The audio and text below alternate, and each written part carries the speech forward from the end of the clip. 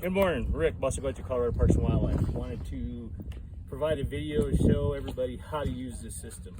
The point here is we get a lot of wind, elements.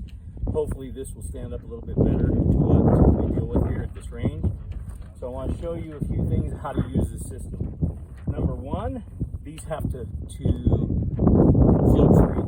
So you'll find these clamps here at the bottom. They're only used when you're shooting. When we're not shooting, we want to leave these backers. I've already put a target on there just for the purposes of showing you what we want. But these need to float free so the wind doesn't turn this thing into a sail and rip the whole thing off. They're quite durable, so they should last for quite a while. Put your target on. If you have a short target, you can clamp it to the board first. If it's a long target like this one, go ahead and clamp that to the board after you put the target on, so that helps hold. Now you only need these clips here, one on each side. If we've done that one, we only need one on that. We don't need one on that side.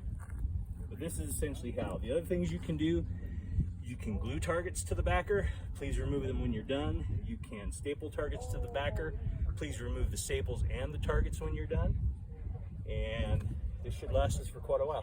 Thank you.